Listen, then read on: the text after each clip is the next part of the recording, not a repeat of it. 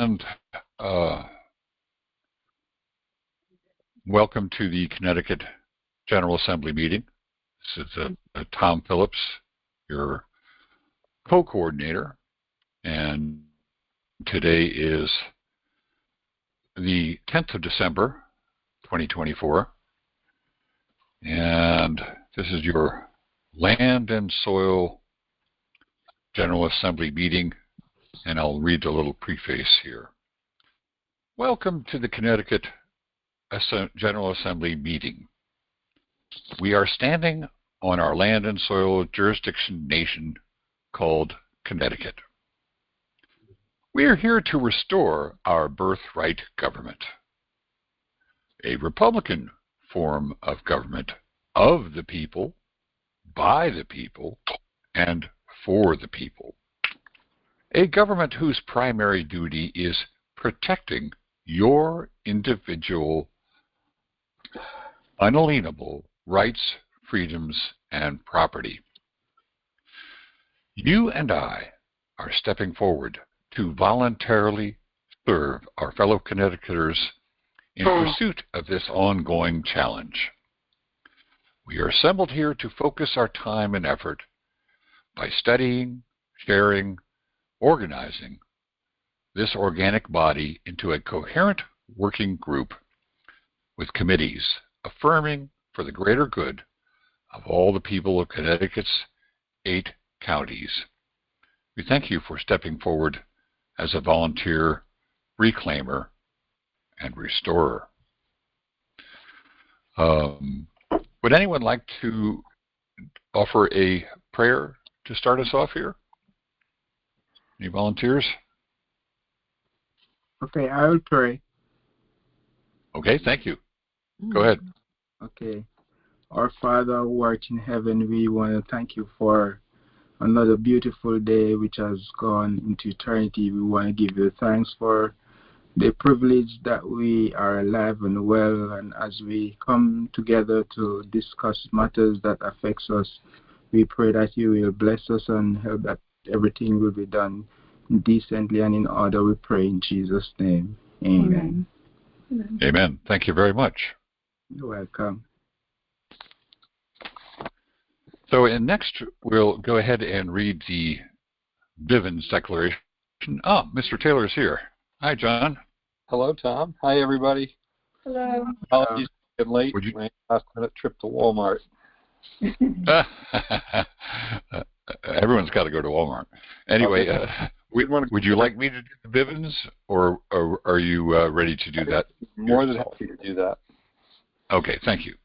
This meeting is private. Bearing false witness, misrepresentation, and posting inflammatory rhetoric in public forums is prohibited and shall be addressed in an appropriate manner. To eliminate all conflict and false allegations, is there anyone in attendance at today's meeting who is a member or agent of any law enforcement agency or public agency of the federal, state, county, city, or township agencies present? Is there any response to the Bivens decision for the first time? Again, this meeting is private. Bearing false witness, misrepresentation, and posting inflammatory rhetoric in public forums is forbidden and shall be addressed in an appropriate manner. To eliminate all conflict and false allegations, is there anyone in attendance at today's meeting who is a member or agent of any law enforcement agency or public agency of the federal, state, county, city, township agencies present? Is there a response to the Bivens decision for the second time? Again, this meeting is private. Bearing false witness, misrepresentation, and posting inflammatory rhetoric in public forums is forbidden and shall be addressed in an appropriate manner. To eliminate all conflict and false allegations, is there anyone in attendance at today's meeting who is a member or agent of any law enforcement agency or public agency of the federal, state, county, city, or township agencies present? Is there any response to the Bivens decision for the third time? Anyone who is here under false pretenses, anyone who is working for any foreign government, including territorial United States or municipal United States, anyone who is being paid or coerced to be here must fully disclose their presence and purpose now or leave the premises.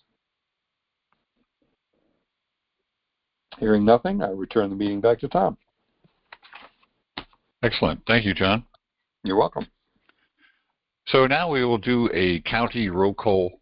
So if you live in the county, you can respond as I name off the various counties.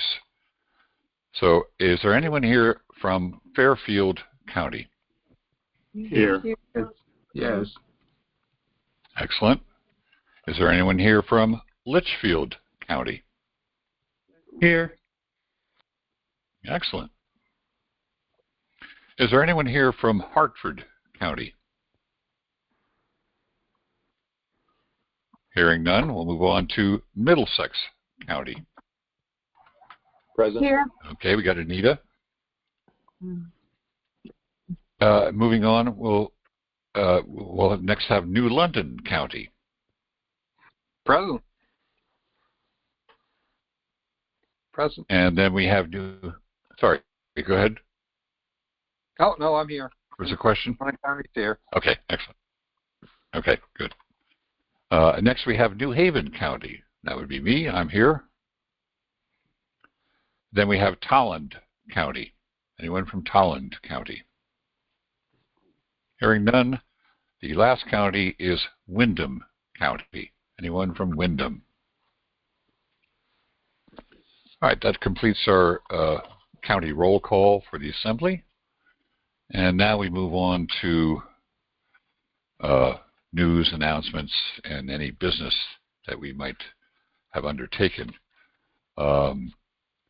So, as you may recall, we have sent out our notice that the law of the land has been declared. And I don't know, John, do you want to give us a little synopsis on how many green cards you've gotten back and how all that went? Sure. 6 letters went out. The 6th card came back today. I have all 6 cards. Excellent. In hand. And let's see, I wonder if I have a copy of that for people to look at.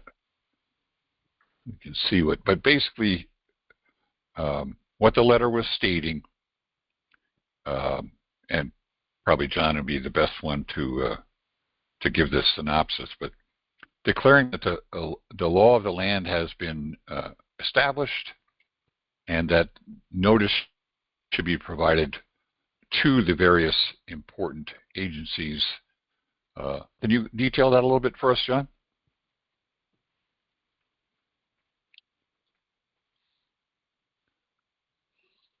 Hopefully he's still there.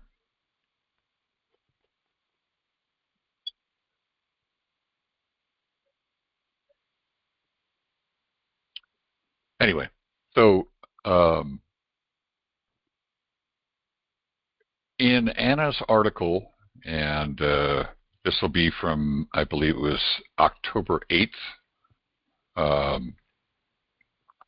This was right on the heels of the disaster from Hurricane Helene in Tennessee, North Carolina, South Carolina, and probably affected some other states. Apologize for not knowing all the details on that.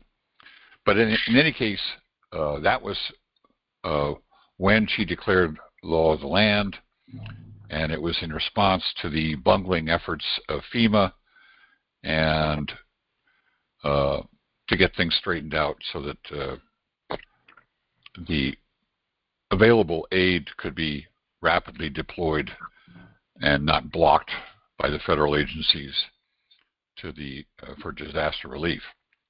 But it turns out the repercussions of law of the land are quite large.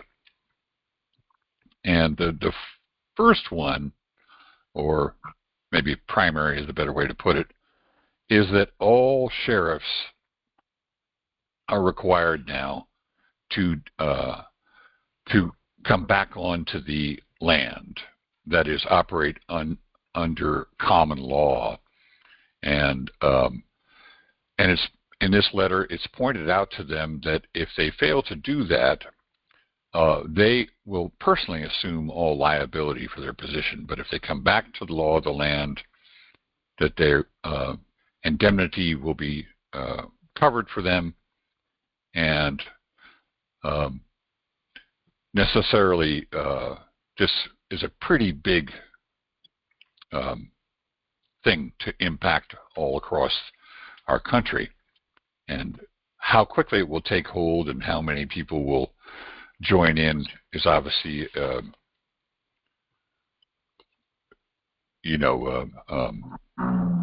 not a done deal. It's it's going to unravel as it unravels, or unwind as it unwinds, however you want to put it. Anyway, but in addition to the sheriff, there's also the matter of all the courts. All the courtrooms are supposed to be flying the peace flag, and they're supposed to be operating under common law. And so this is why we sent out the notice, to make sure that everyone was covered in our state.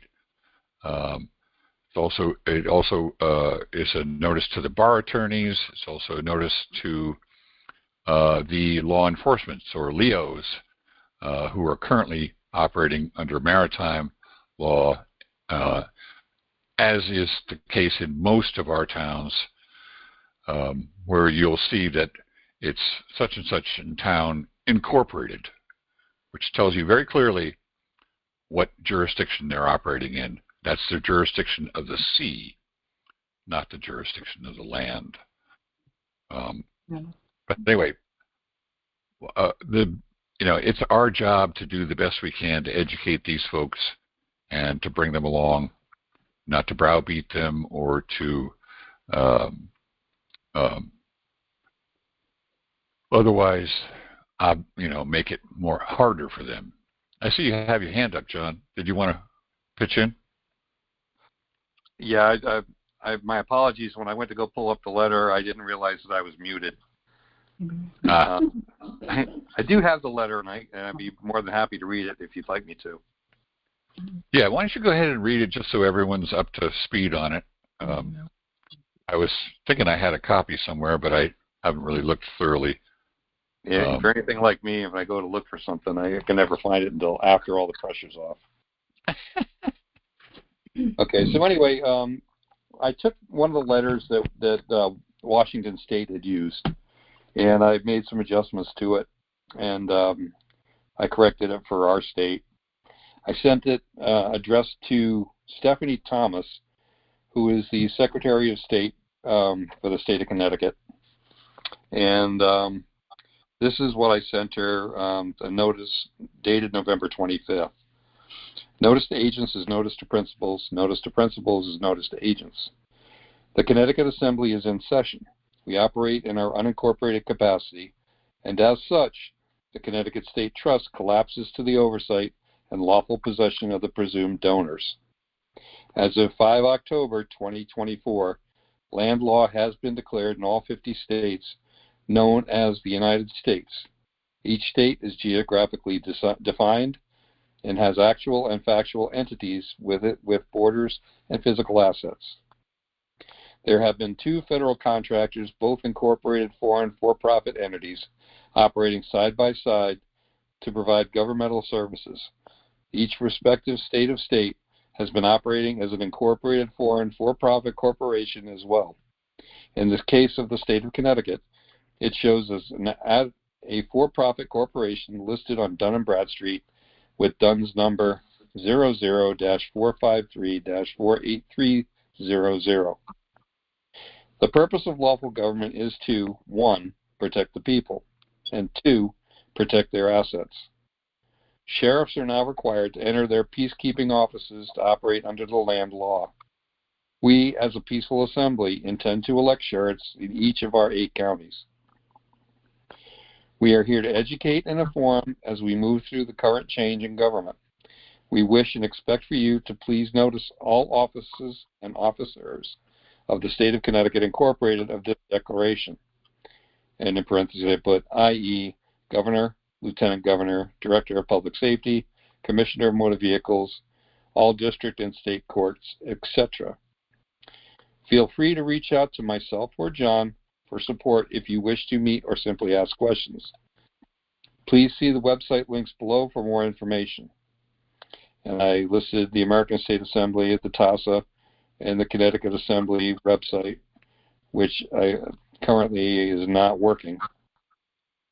And then I left links to related court cases that Washington had put in, and there's a ton of them, along with a video by Boyd Adams, Executive Secretary for the Peacekeeping Task Force with the Federation of States for the United States of America, Unincorporated.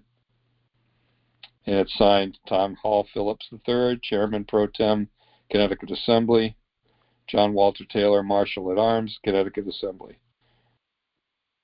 And I put both of our emails down. So the letters went out to Stephanie, the Lieutenant Governor, the Governor,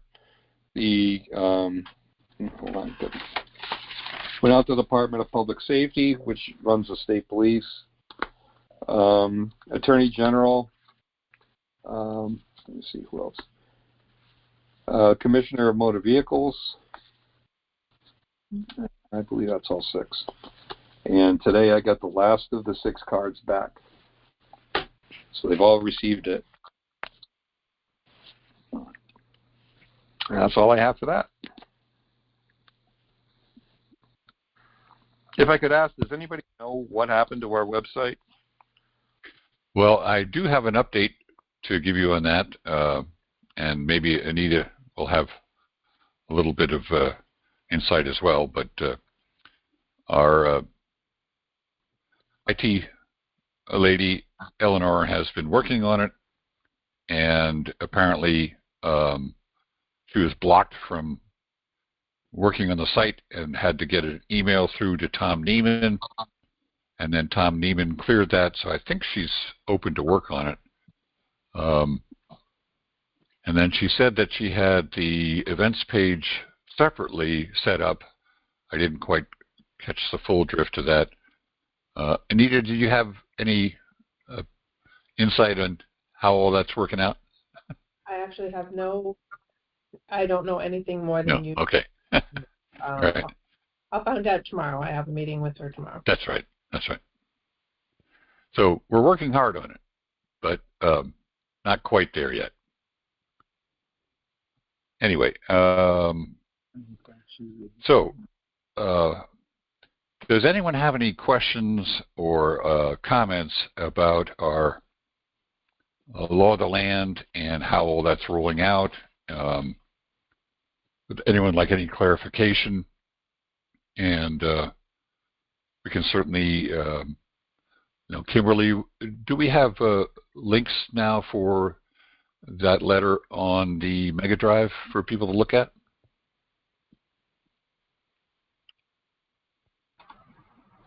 I don't have a copy of the letter, so no. No. I haven't put it up there We'll have yet. to make sure we get that up then. I was wondering if you wanted it. Should that be on our website? Sure. Perhaps as public notice. Okay. Yeah. So when we get things together with Elle, maybe we can. Hopefully, she's going to hand the reins to Anita soon, so that we can have Anita just do these things for us. Well, they have a meeting scheduled. To be involved. Yeah. They have a meeting scheduled tomorrow, so that's awesome. hopefully Good. that should. Okay. That's going to start some of the transition. Awesome. Great. Cool. I yield. But yes, I would like to get that up for everybody. If I may, Kim, I'll send you a copy of the letter probably tomorrow morning, if that's okay. This is the proper email underneath my name here. Thank you. Excellent. So amongst the other really important things that are just on the verge of occurring, we have the banking rollout training. Now, in part of my conversation with Eleanor, she was telling me a little bit about how that might function, and she had been in contact with the people who were actually doing the training. And so it seems highly likely that things will be happening in short order. So basically, as I understand it, I'll try and synopsize it for everyone, or summarize. Myself, Kimberly, Anita, and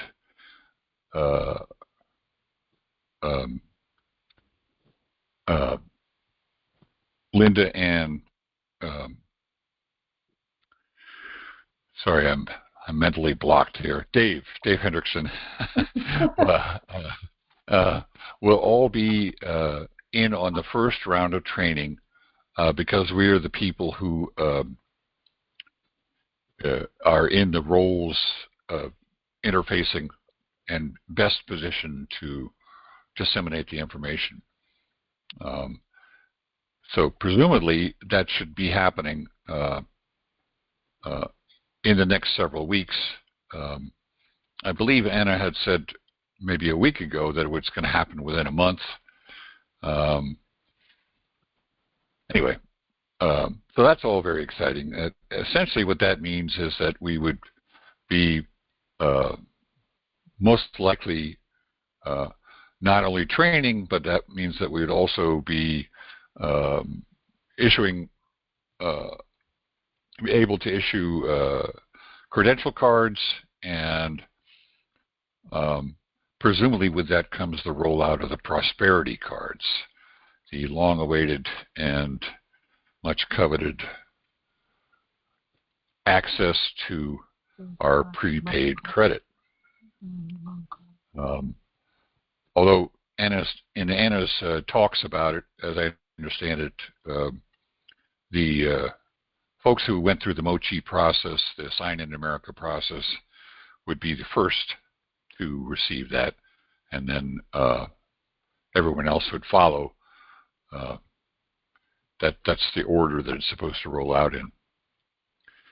So does anyone have any questions or reflections about that whole process that they'd like to have clarified or get more detail about? Not that I necessarily have it, but try. Question. Please, go ahead. All right. So, concerning the banking, is it new? Have you guys started it as yet? The banking, because I heard you mention something like the prosperity card and the, what's the other card? The credential card. Right. So, if you understand the way the current financial system works, we're all exchanging these Federal Reserve notes, and the notes don't say when you're going to get paid or what you're going to get paid in.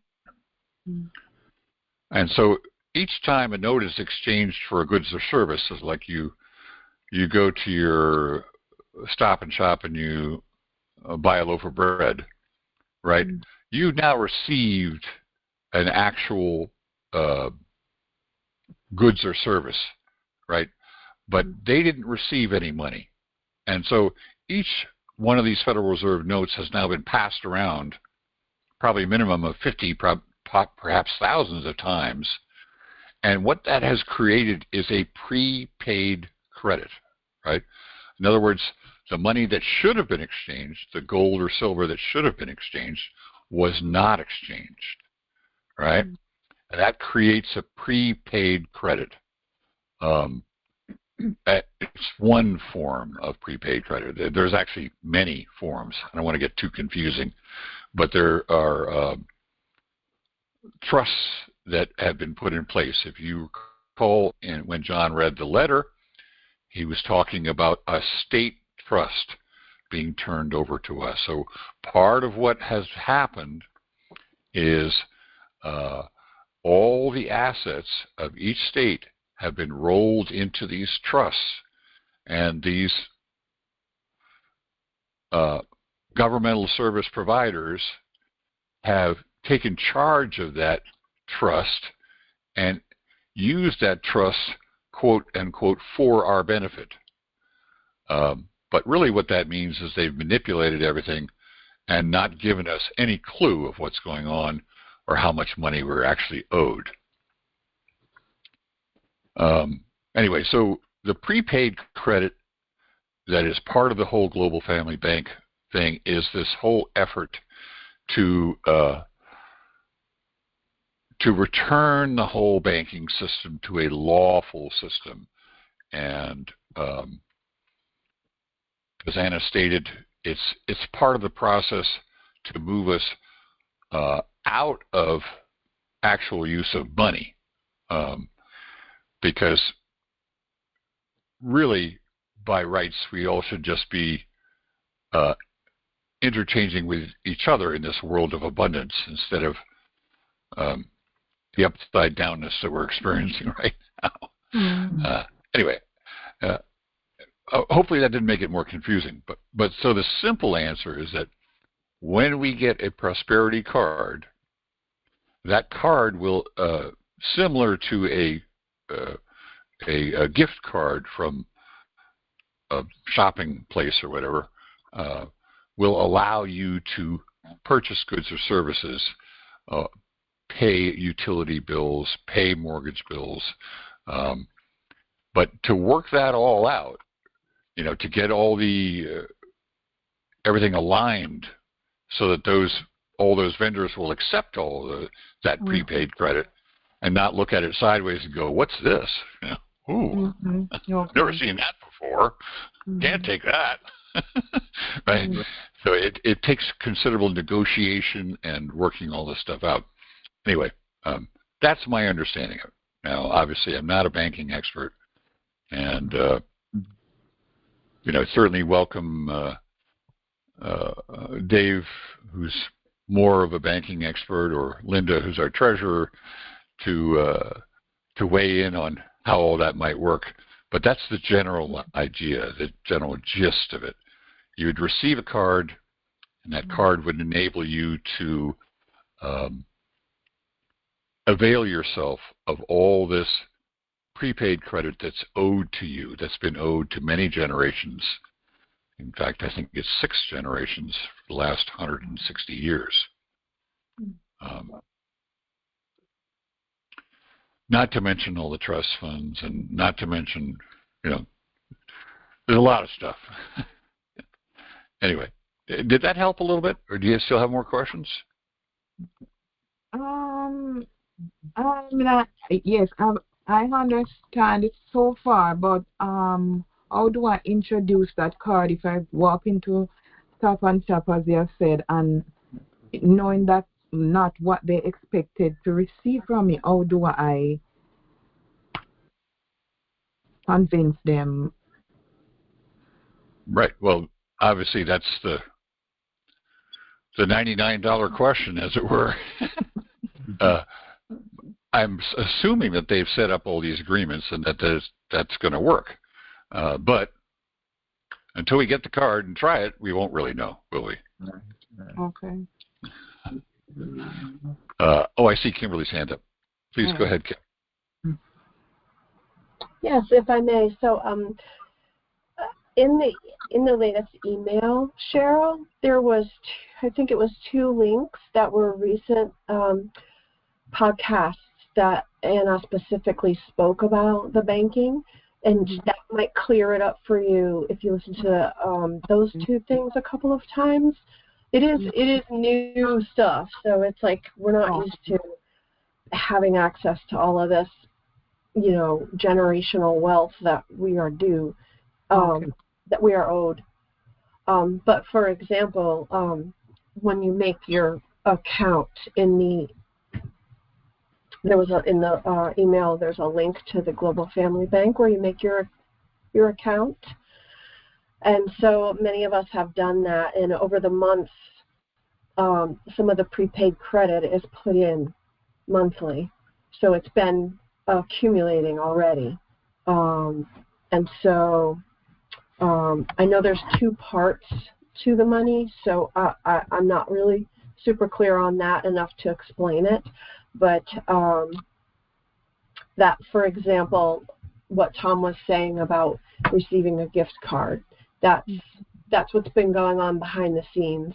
And so they're going to have it, that's what they're working so hard on, getting it to be connected with the world we know and being able to use it as a credit card, as a debit card that you would use from your bank. Okay. But she's calling it different things because it's the opposite of the banking that we've come to know. Right. Because it works correctly instead of upside down and backwards. Okay. Okay. Anyone else?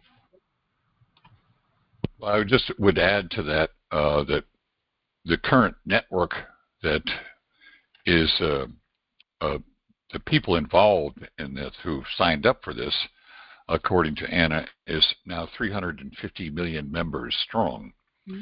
So it's not just a tiny little group here in the U.S. It's a worldwide group. I could not tell you exactly which countries those people are from, but that does represent a decent chunk of humanity, which would be an attractive source of revenue for vendors to want to be part of. So it's not just a few lone wolves going, hey, take my weird card here. Right? Dave, did you want to pitch in?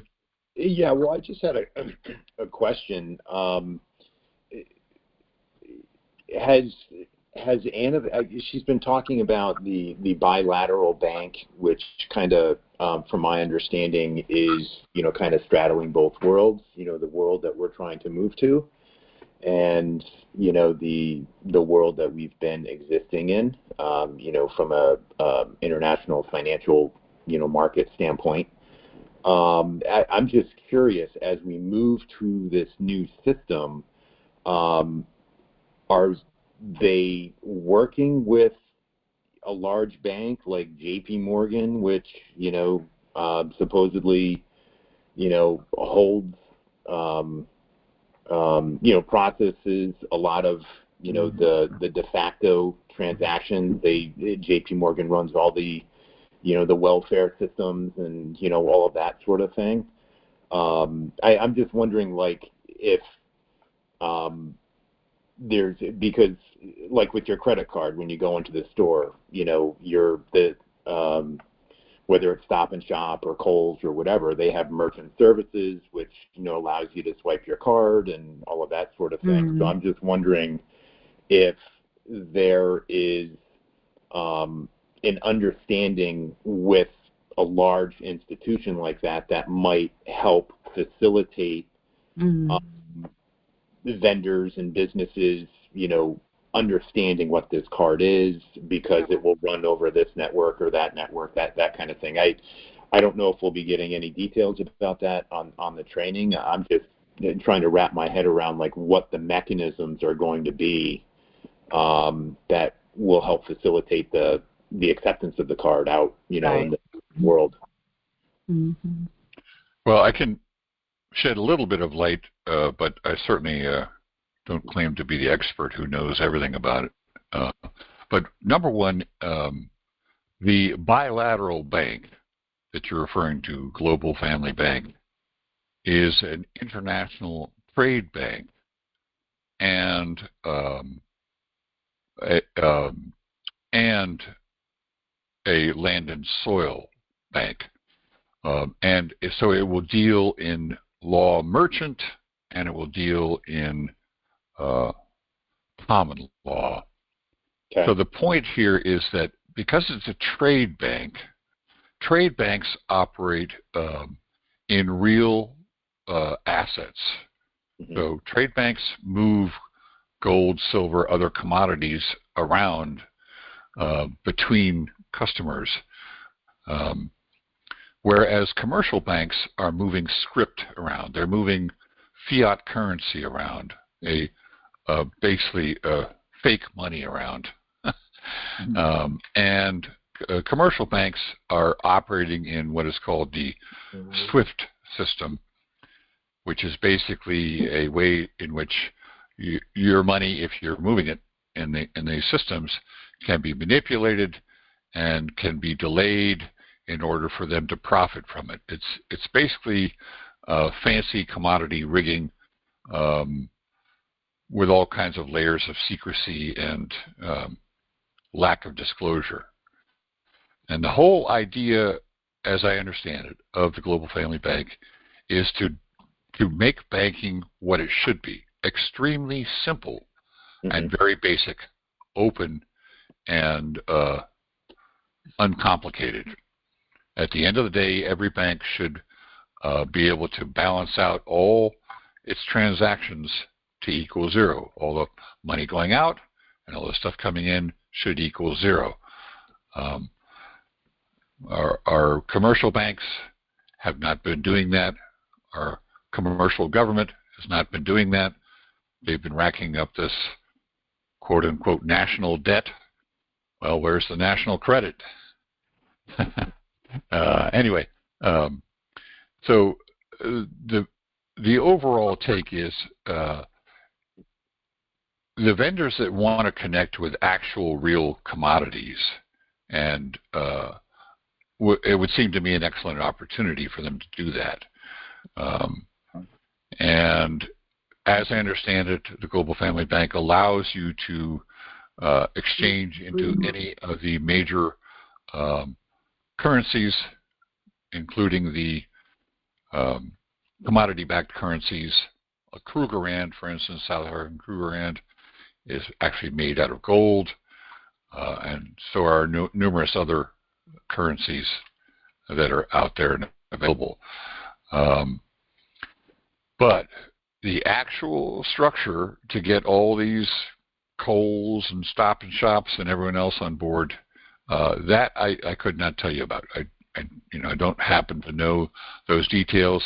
I can imagine that they are somewhat closely guarded, because the racketeers who've been in charge, the Rothschilds and the Morgans and the Chases and all those folks, are not particularly thrilled to lose their franchise, their gravy train. Essentially, that's basically what's happening.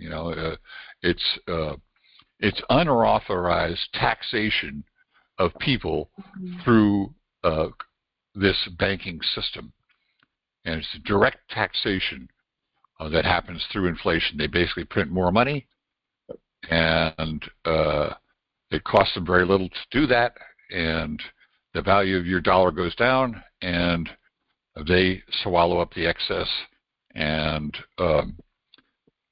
very happily bribe and persuade all the folks involved to look the other way. Anyway, I hope that helped a little bit. Sorry I don't have more detailed information. Any thoughts, Dave? No, I'm really looking forward to the training. I'm sure I will have plenty of questions to ask as that approaches. Exactly. So between the law of the land and the banking rollout, those are the two probably the biggest pieces of news that is sweeping our world of American state nationals. But there are other things that are going on. The rescue relief effort is still ongoing in the Carolinas, and I know some of our members were looking for ways to send stuff. Anita, were you able to send the coats you were thinking about sending? I did. I sent about 85 pounds worth of clothes and boots and coat, a lot of different things, clothes. But yes, I was able. That's awesome. Maybe if anyone else is interested in sending stuff, you could hook them up with information to help send that as well. The address of Daniel down in North Carolina. He's on the North Carolina Assembly, and I don't know if he's still doing it. I haven't kept up with the some of the videos recently, but he's on the coast, and he has a warehouse that he collects everything. He has a tractor trailer. He drives himself there to deliver it, to make sure that they get it, which is really important and fantastic. So That's great. May I? Please go ahead, Linda.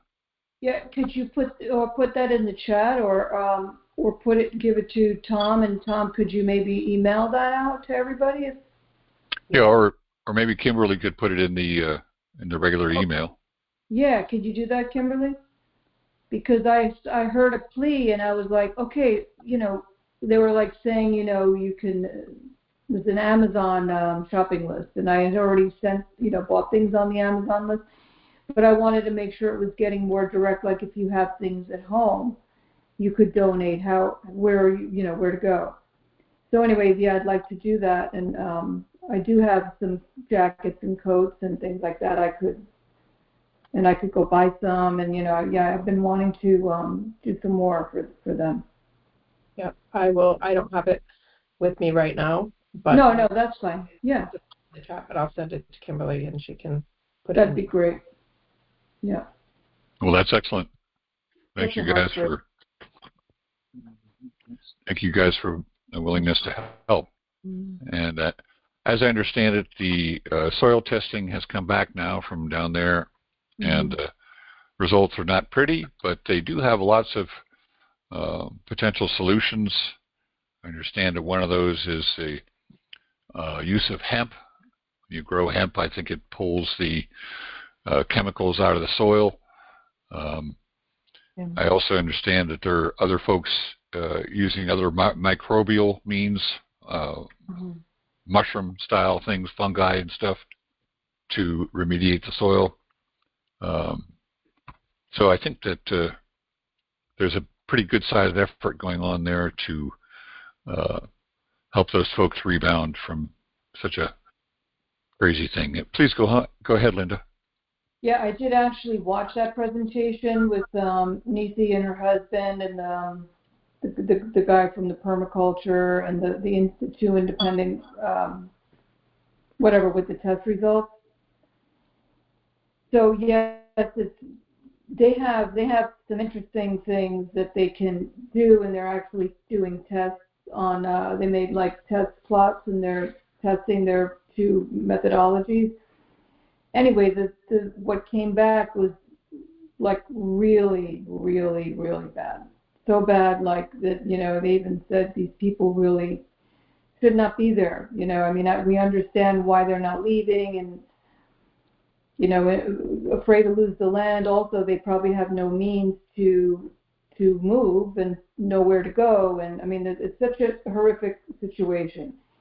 But yes, it is an extreme health hazard, and we don't even going to know down the line, what these poor people might be exposed to. So there was that one guy, Dr. Phil, I think his name was. There was two guys. One's like a really intense type of homeopath or something, and the other one has some amazing, also, healing tools. So what they want to do is get what they call like inputs. I was going to think like some type of supplements and things to these people to get into them to help the body to cope and detox.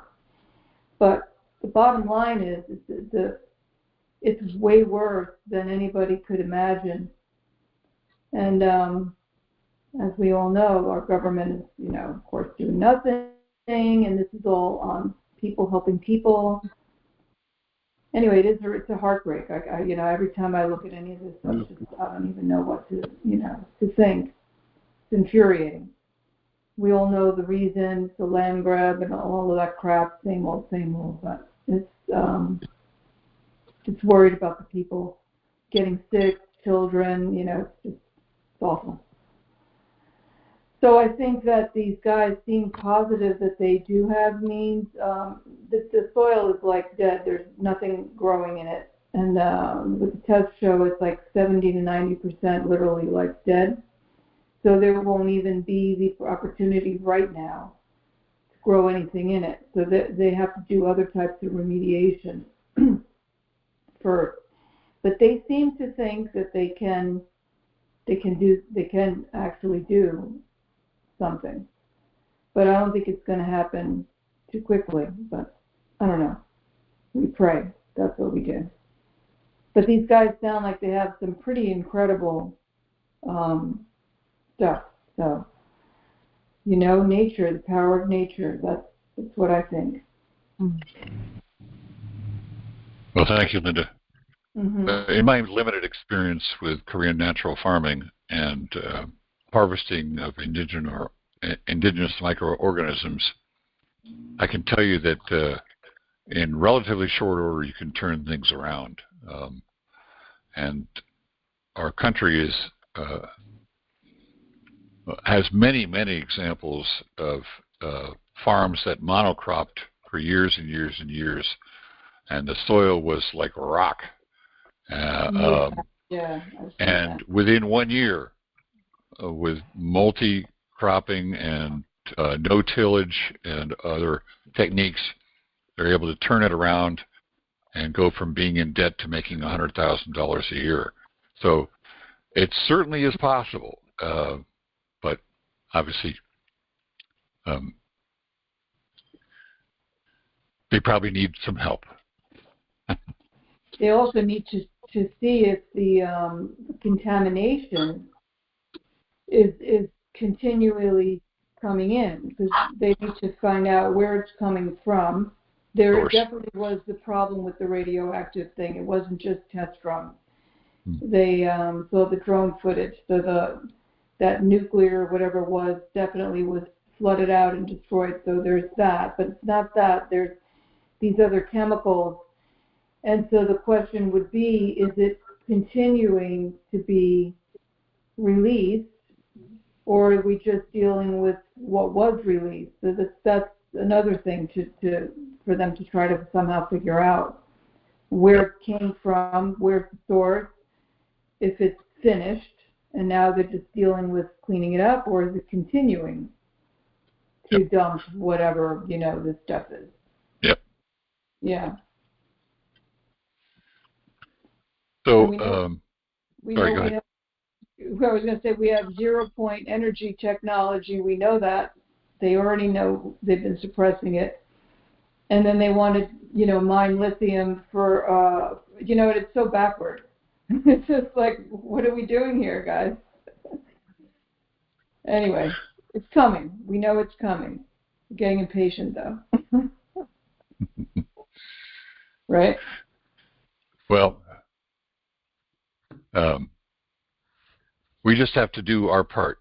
And I think a huge part of our part, certainly in this small group assembled here tonight, would be outreach. And so I'll kind of put that out tonight for everyone to think about. I'm certainly willing to go anywhere and meet any group. If you have a group of people, we could consider holding some kind of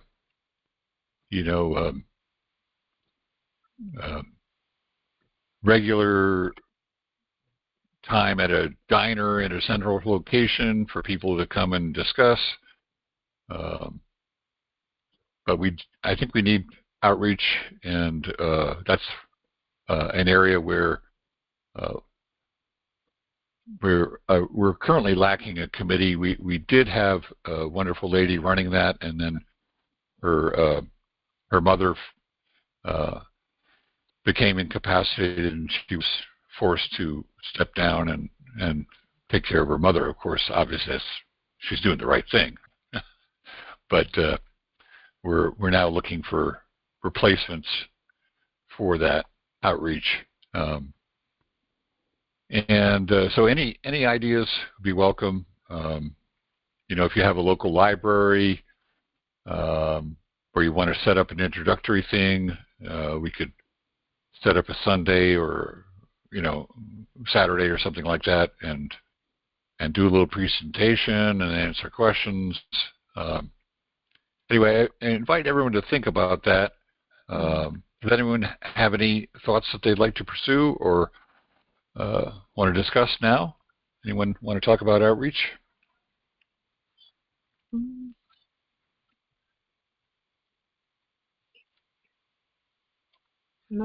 Outreach. That's an interesting thing to do to help others, right? Right. Well, basically what we're trying to do is educate and inform and spread the word. Yeah.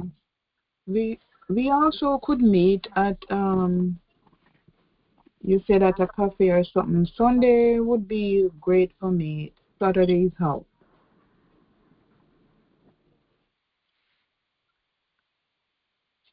I'm interested. You are interested? Okay. Mm-hmm. So what would be the location of the cafe that would be convenient for you to do that at? It would be me and others, right? Correct. I mean, we would support you, obviously, but the idea here is to invite friends, family, acquaintances, whatever, to stop by and get informed. Like, for instance, do you know when you became a U.S. citizen? One of my favorite questions. Well, number one, I first really have to get myself educated in, what I want to really put out there. I need to get myself educated And one of the great ways to do that is to listen to other people explaining. Well equipped, yeah. Mm-hmm. Anyway, give it some thought. Please go ahead, Kim. Okay. So I was just thinking, we have on outreach physical meeting. Great idea.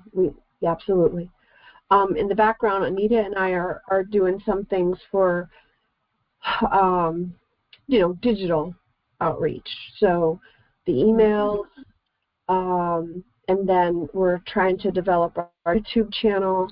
And it just dawned on me that I have to find it. I think in the Mega Drive, there's still the PowerPoint presentation that we did at the big event. I want to try and get that on our YouTube channel. Great. So that's, so when people don't have time to go meet or learn, all the things in the email are going to help people get plugged in. And then I just thought of that. So I'm going to try and dig that up, and Anita and I will try to get it up on the YouTube channel. And that way, we can share it with, anyone, or if we're talking to someone and it's got to be quick, say, hey, we've got a great YouTube channel. There's a great presentation on there. Go check it out. Copy that from the chat. Anita just put it in the chat for us. Thank you, Anita. Oh, cool. So the YouTube channel, cool. I'm going to look for the. We have 9 subscribers so far, which is great. We've had one of our videos has 8 views already. Wow. We've had some pretty good views. All of them, we have 5 up there right now, and all of them have been viewed. And I also have updated the graphics on it, so it's a little more attractive. So anyway, YouTube. It's a good start. That's great. I see, Dave, you have your hand up. Yeah, for an idea with the outreach, a friend of mine knows a local businessman here in Madison that has a local radio program, and he's mentioned to me in the past that this would be the type of topic that he would love to have discussion about, on his program.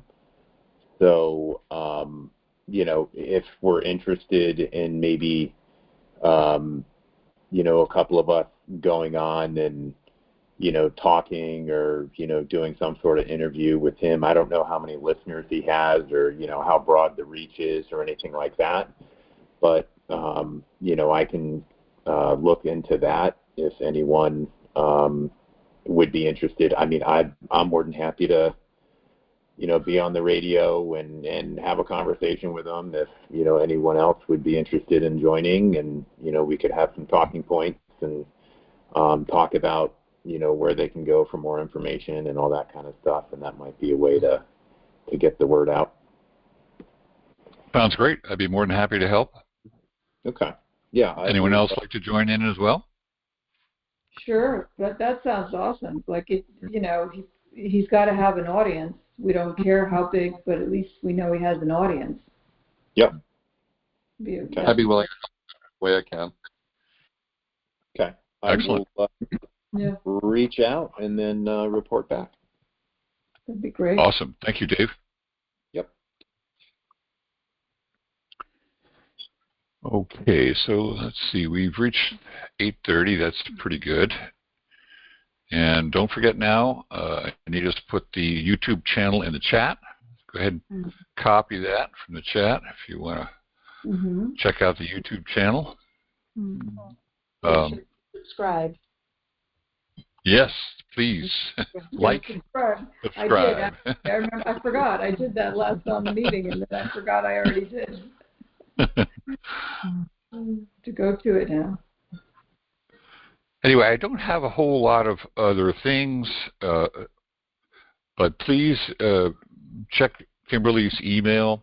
There's so many good links to educational and up-to-date stuff that's going on, which obviously would include the Monday night webinars, which you can, if you don't have the stamina to stay up till 11:30 at night, you can watch replays of or even download a audio version and just bring that with you. That's a great thing to do. And those are all available through the TASA site.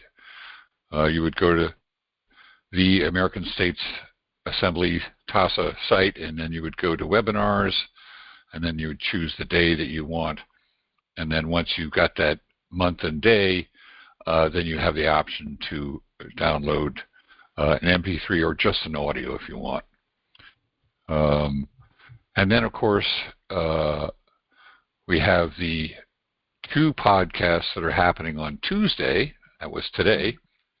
At 1 o'clock, there's the one with Dee Dee, the pharmacist, in which if you happen to join that one live, you can actually put a question in the chat if you have questions for Anna. That's a great source for getting information as well. And then directly following that, there is, from the Ohio Assembly, there's America Some Assembly Required, which is currently going through all the steps to establish the Assembly, the 4 pillars, as it were, which Ohio has done now. Ohio has completed all 4 steps, and they've done it with approximately 450 people. Not that many people to stand up your government. We're not that far away. I believe we have something on the order of around 120, maybe 130 folks who've signed up in Connecticut. Obviously, not all those people are on our call tonight, but it doesn't take that many people standing up. It just takes education and perseverance to do that. And for those who are joining the other meetings that we have going on, again, Kimberly's email will inform you about the Jural Assembly meetings. We have those twice a month. And the open forum meetings, unfortunately, we are not able to squeeze that in this month with Christmas kind of getting in the way. Also earlier in the month, we had a land grant and patent meeting for those who are interested in trying to relieve themselves of property taxes and the basic steps you need to reclaim your land. There's a reason why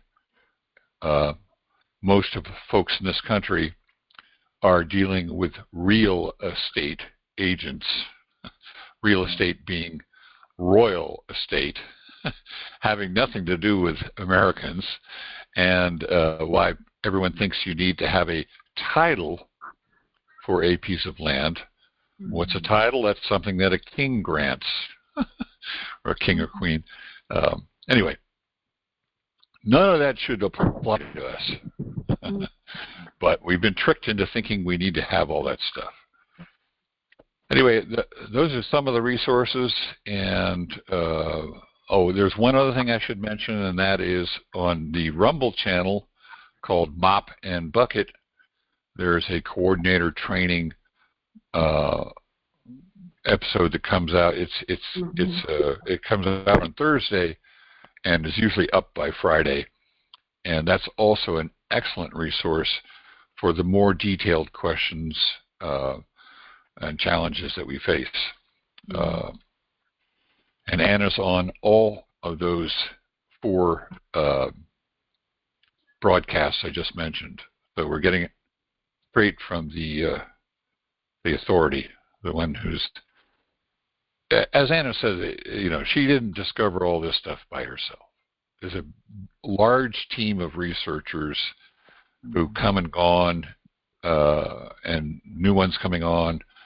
And in many cases, it's people who said, when they started reading her stuff, who said, wait a minute, that can't be true. And so they looked into it, and then they found out, well, actually, that is true. I would have to help you with this. Anyway, so all kinds of good stuff happening. We just need to keep our noses pointed forward and do the work of learning all the various lessons and staying plugged in. And before you know it, we're going to turn this country back into the country it's supposed to be. And the rest of the world will follow. Anyway, with that, I'm going to go ahead and stop the recording. But if anyone has any other questions or things they'd like to bring up, please do that now.